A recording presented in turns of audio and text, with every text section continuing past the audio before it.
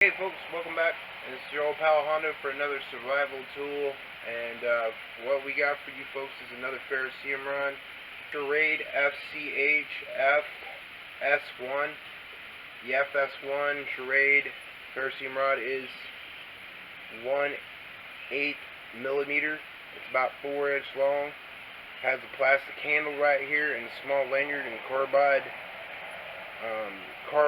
type of striker. It's made out of carbide steel, and it's 90 degree on both sides. Right here, it's about a 2-inch Ferro rod with a probably 1/4 inch handle, so it's about 4 inches overall in length. So it's I've already used it a little bit, as you can see. It does work really well. It does send off a nice little sparks, comes off of it pretty good. But I've noticed though, you can try to use it, but when you use it, it leaves a lot of ridges in it.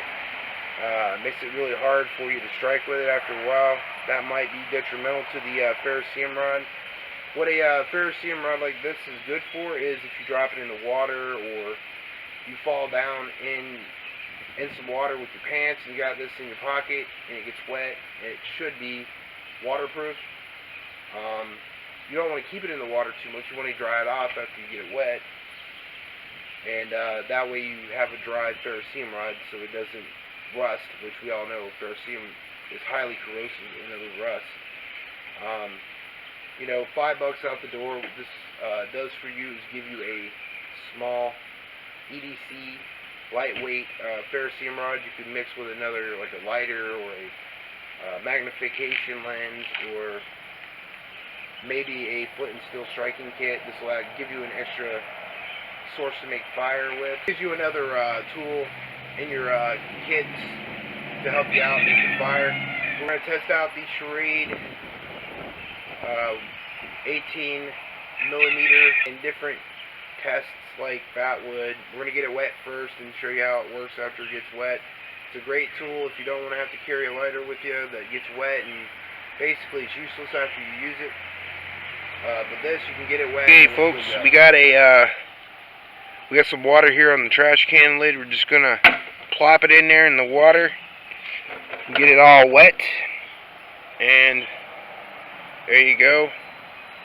The reason why a lot of people carry a Ferro rod on them is we're going to dry it off a little bit, shake it off, and there you go. Still strikes a spark after it's wet. That's why a Ferro rod's better than a lighter. You can get it wet and still be able to use it. Alright, now we're going to try the fat wood test. We got a big old chunk of West Virginia fat wood for you to test the scraper on. You see how good the scraper is. You don't necessarily need a knife to do this to get a fire accelerant.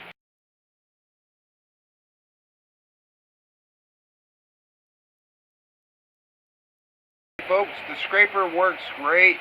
It scraped all this fat wood up in a nice little pile.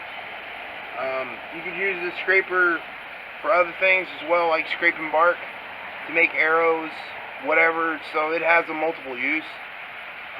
Native Americans used to use little pieces of stones as scrapers to scrape bark off of tree branches to make arrows. So it would come in handy for other things just besides scraping fat wood. We're going to try this out.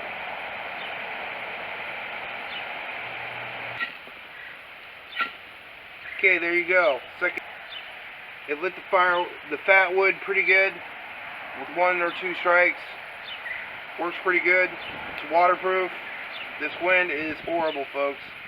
Fat wood's a good windproof type of fire accelerant. You would use fat wood just to basically get a fire ready, and then you put your small stuff on top of this. So yeah, it does a pretty good job on fat wood. Now we're gonna try a natural tinder. This is jute twine. This is like a jute twine type of fibrous bark, but this is actually from the tulip poplar tree. If you don't know what tulip poplar is, you should look it up. It's a great type of bushcrafting tree. It's a great resource tree. You can make tinder out of the bark. You can make a stomach tonic out of the inner bark, like the inner part of the tree. You dilute it in alcohol for about a month, and you can make like a stomach tonic. But the wood makes a really pretty. The wood also makes a pretty furniture. So they make furniture out of tulip poplar, and it smells great. But you have to find really old bark off of the tree for this to work, not green bark. We're gonna try it on the tulip poplar. Should go in like.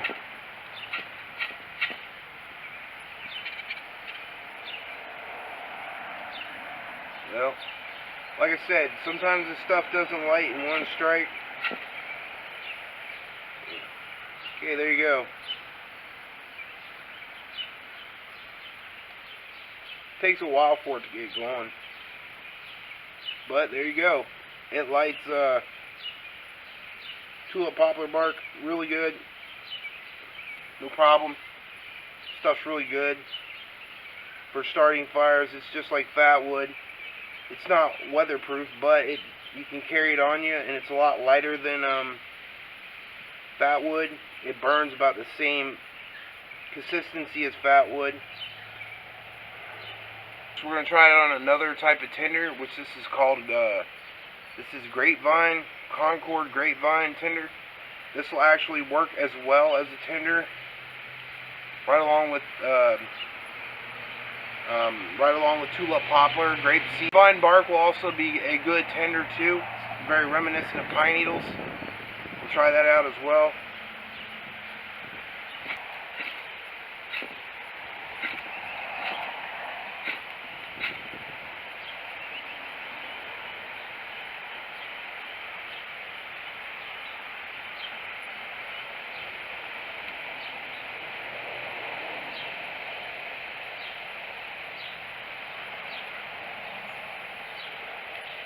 Well, lit it on fire, but it's like I said, it's not the best tinder in the world. The grapeseed bark is not the best tinder in the whole world, but it does work.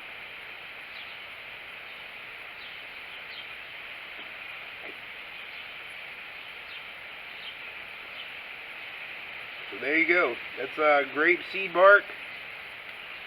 It works okay on grapeseed bark, but I've noticed when you're using it, it does take a lot more to use it, and being such a small ferrocerium rod, you have to basically try to drive the spark down into it. It does work good. It works a little bit better than the Bear Grylls ferrocerium rod. This has been the Schrade ferrocerium rod. I'll leave a link down in the description down below. It works. It's going to be a decent EDC survival tool for you.